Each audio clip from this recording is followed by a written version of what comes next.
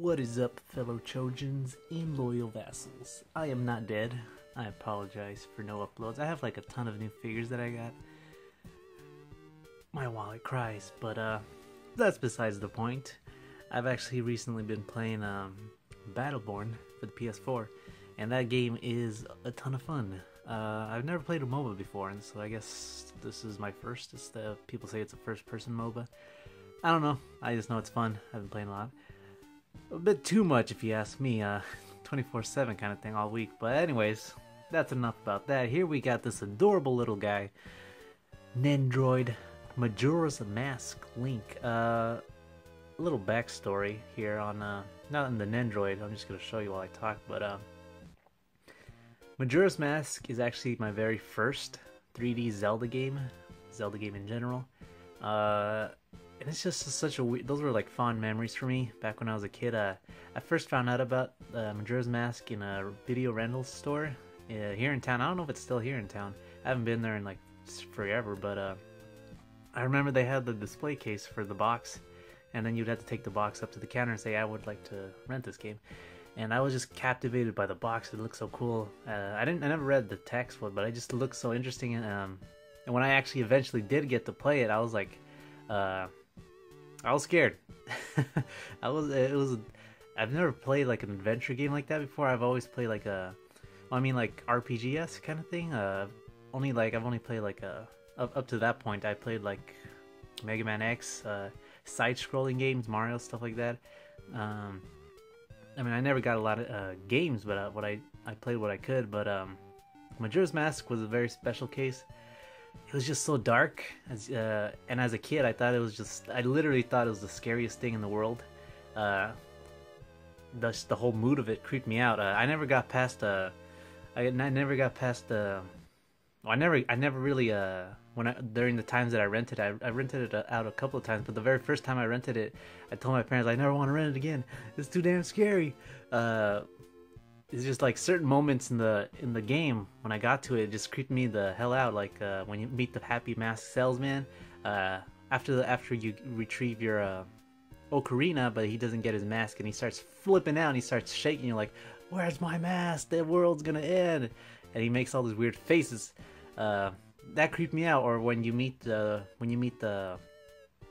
Rain guy, the guy who plays that song with the music box, you meet him near Kafea's house. He's like outside crying and moping, and then he makes these weird scary faces. Because I never really read the text when playing the game, only from time to time because I was a kid. It's just certain moments like that creep me out. The most thing that really scared me, or the thing that I appreciated about the game, because it was time based. You know how certain events happen at certain time. So I was like in the middle of the night. The first day, it's that one guy. He's the bald guy who hangs out. He steals like that old lady's bombs. I remember encountering him for the first time. He creeped me the hell out because he was just standing facing a wall, not doing nothing. He was just staring at a wall at the middle of the night. Creeped me the hell out. Like, what if you saw that in real life? I didn't even want to go near him. And then I just happened to be at the right moment at the right time when I believe it was at 11 p.m. at night, where he initiates that whole sequence where he tries to steal the bombs from the lady. And I see going for it, and I don't know what to do. I'm freaking out. Like, what am I doing? Like, my anxiety's going crazy. So he gets away, and then that's the end of that. But that creeped me the hell out. It was just a very fun game, but also a fun fact is that I never legitimately beaten the game. Even right now, I have the 3DS version, Majora's Mask 3D, but I haven't beaten it. I haven't beaten it in general, but when on the original N64, I remember playing it from time to time until I got the strategy guide, and I finally got around to finding out, like, oh, there's all these masks and stuff, and I ended up collecting all the masks using the help of the strategy guide in my first playthrough, or on the N64, and I ended up getting the Fierce Deity mask, and I just beat the game with the Fierce Deity mask without beating it, like, you know, just with potion bottles and whatnot by yourself. I used the Deity mask to just destroy Majora's Mask. But that's been changed as I've been playing the Majora's Mask 3D. I've been getting no help. I haven't played the game since up to the point of the remake or the 3DS release. I haven't played Majora's Mask in forever. Like, I want to say at least 6-7 years. and I've been playing it blind, no guide or nothing. So I've been collecting most of the masks. I'm about to beat the game, but yeah, I wouldn't say I'm not gonna tell you and sit here and tell you that Majora's Mask is the best Zelda game, because I know it has its flaws with the whole everything being time based and people don't like being like, you know, that kind of thing. But I liked it because at the time I thought that was the most unique thing. Most of the time at the games I was playing there was just get from point A to point B kind of things, and this one's like certain events happen at certain times. I thought that was interesting, and I still like it. It's my favorite Zelda game, but I don't think it's the best. I don't really have a best Zelda game. Oh man, it's like not even Ocarina of Time. I remember playing Ocarina of Time after Majora. Or no, I can't remember if it was Link to the Past or Ocarina of Time that I played first, because I know this was my first Zelda game. I don't know which one was my second or third, but I know Link to the Past. That one oh man, good times. I played on the Game Boy Advance when it was released with 4 swords, and then I remember playing Ocarina of Time. I thought it was okay. I just thought it was okay. You know, it's a fun game. I'm sure I would have been more impressed had I played it in order like most people have, when it was like the original Zelda and A Link to the Past. Stuff like, you know, but whatever. Anyways, I'm rambling now. That's besides the point. This is Nendoroid Majora's Mask. Link, he is ridiculously adorable. Look at him. So I've had somewhat of a rough experiences with Nendoroid figures. My first Nendoroid being the Sonic Nendoroid. I mostly collect the video game related Nendoroids. And Sonic was my first, and I kind of had high expectations because it was my first Nendoroid. I thought they were more posable. I didn't realize they're like not as posable as their Figma stuff, because this is like a Good Smile Company, not Max Factory, but whatever. So I got really mad at the Sonic Nendoroid, and to a certain point, I never really paid attention. I let it collect dust. But now I don't know. After a while, I started warming up to it, and I've been collecting every other video game Nendoroid related release. The only one I don't have right now is Mario, but I do have Luigi, and Mega Man, and Toon Link, and the Pokemon Trainer Red. And most of the Nendoroids, they have kind of like a cheap quality to them, or I don't want to say cheap, but like they feel like the joints come out easily. I think that's intentional, because if I'm not mistaken, these are pretty much all Nendoroids are compatible with each other. Certain parts, you can swap out the face plates on all the Nendoroids and put them on. That's what I heard. I haven't tried it, but well, I'm gonna try it later on the slideshow. But I think that's it's pretty interesting. You can already see the good, the cleanness. I always thought it was interesting. This was supposed to be a skirt and what he was wearing. I mean, it looked like little briefs, but something interesting. So as far as articulation, there's not much going on. He has what I believe a hinge ball peg at the head, and you can actually take these off. They're really easy to take off. Pretty much all the parts you can take off again, because they're compatible with any other Nendoroid. And you can see here's the joint, some simple action hinge movement going on. Not much, but there's that. Also, his hat is actually on a swivel, so you can move that side to side if you want to get like some different side wind action going on. His arms can move outwards. Pretty much that's it. And these can actually, again, because you can take them off, these are actually removable. Like that. And there's, like I said, doesn't really feel like there's much friction between the joints, so they feel like they can come out rather easily, and I'm worried they're going to be really loose at some point. But yeah, and then he has this little waist thing. It's not just, that's all it is. It's just pegged in there, and you can move side to side. And his little feet. Let's see if I can take him off here. His stand. There we go. And his stand is I mean, not a stand. His feet is like the same as his head. The same kind of hinge, ball hinge peg thing. You can move it that much. And no knee articulation. So there's not much. That's pretty much the standard for most Nendoroids.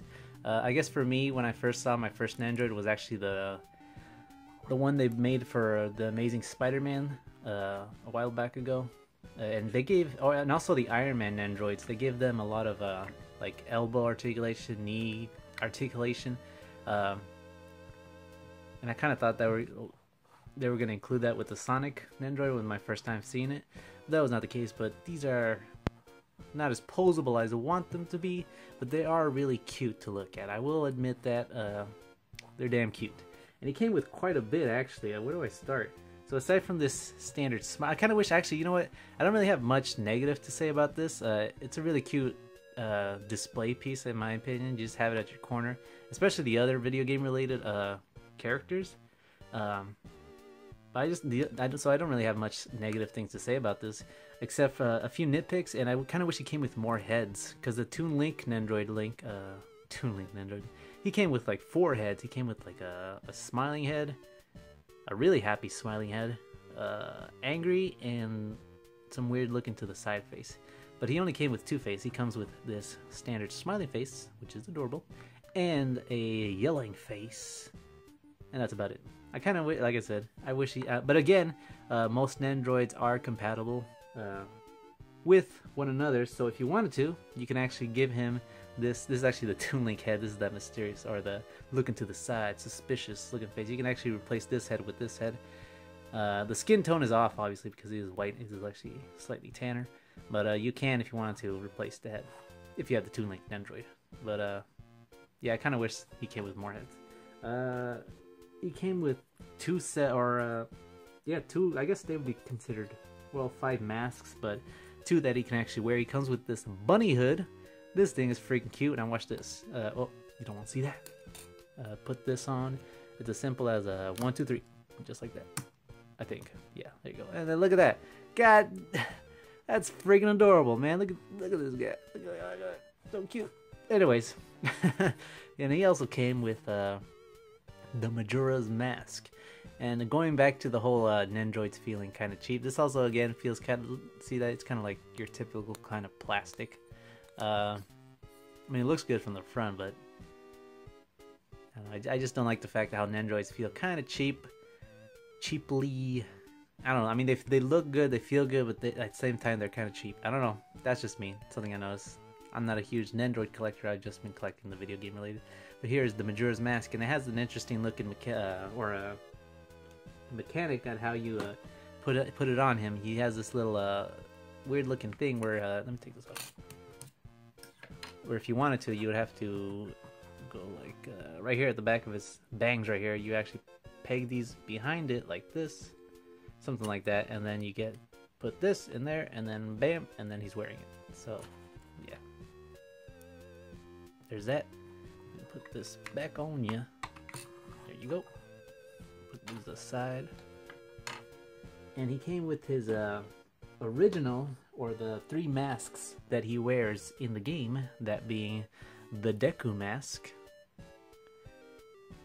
Looking nice, the detail on that. Which has this little peg, which I'll show you. He comes with a hand that you can actually peg, so you can have him holding these hands. I mean, holding these masks.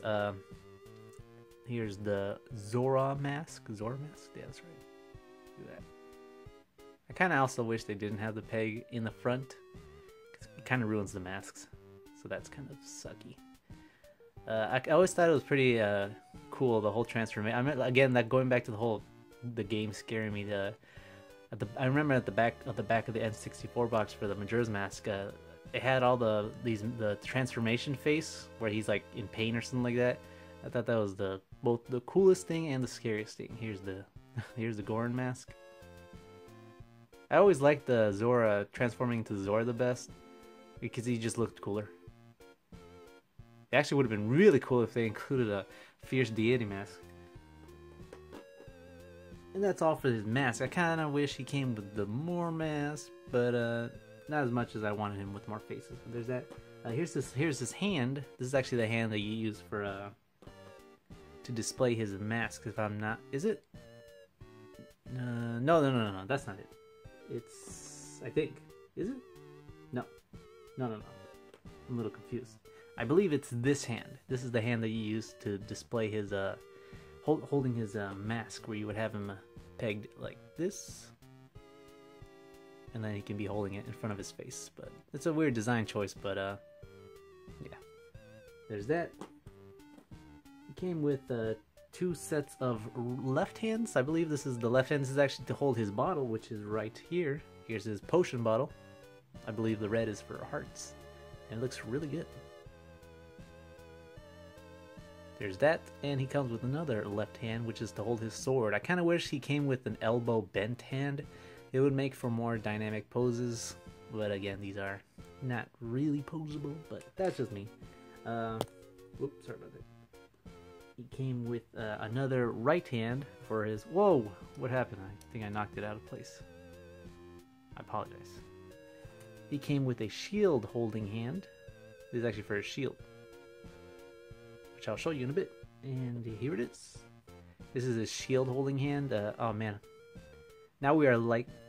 Now it's bothering me that we're not in center position. How do I... God, I forgot how it was before. Are we angled? Fudge it, we'll do it live. And then here's his Highland shield. I always like... Oh, here's... I kind of popped it out.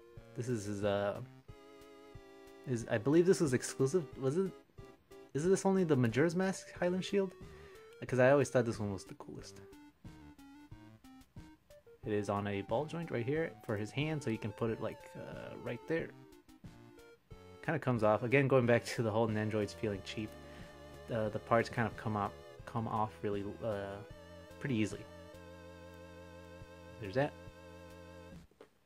And he came with the... It's actually a second pair of legs. I mean, well, one, not two pairs, but it's not. It doesn't really say that it's either for his left or right, and it doesn't really look like it the way it's molded. You can pretty much put it on his this leg or that leg, so it doesn't really matter. If you look at the bottom of his feet, it doesn't really look like a left or right foot. So, well, it kind of looks. Nah, it's pretty ambiguous, so it doesn't really matter. But it's like meant to indicate like he's running or something like that. He came with his little adorable sword and a sheath. Unfortunately, it has this weird mechanic where you have to, if you want this to be on his back, you have to peg it through with the stand, like that. It has to peg through it, and unfortunately, the paint kind of came off. You see that? The paint when I was pulling it out. See that? The paint came off when I was pulling it out. That sucks. And there's that little peg, because you have to be careful with these. They're like really small pegs. There you go. If you want to have it in the sheath. I'm really worried I'm going to break these. That, and then you can peg it on the back, and then he has his sword. There's that. And put this back. That's very fragile. I don't want to break that. Oh yeah, and the most important accessory. He came with Tattle, I believe, right? Yeah, that's Tattle. Or Tail. No, Tattle. It's been a while. I mean, not much. I kind of wish this wasn't the color for her shape. I kind of wish it was more of a lighter yellow, but that's just me. And then you can put this right here on his stand, like so. Have him next to him, and there you go. He's looking cute. And I've noticed that most of these Nendoroids come with an extra joint for some reason, and I don't know where that is. I do not know. Like for their heads, but I don't really... It's weird. Like every single one of the Nendoroids come with an extra like peg for their heads, but for some reason I don't know what that is. But that is the Majora's Mask Nendoroid link. I have a lot more stuff that I like to review, hopefully, if Battleborn doesn't keep me busy. He's really cute. I think he's as a display piece. If you're a fan of Majora's Mask, as I am, I'd say go get it. Nendoroids don't typically go up in price, I don't think, except unless they're like I guess unless they're video game related. I know like a few of the Luigi's or Mario Nendoroids are pretty high up. But that is everything. Majora's Mask link. I think this review's over. I think I should get back to playing some Battleborn. Good call. Right, see you later.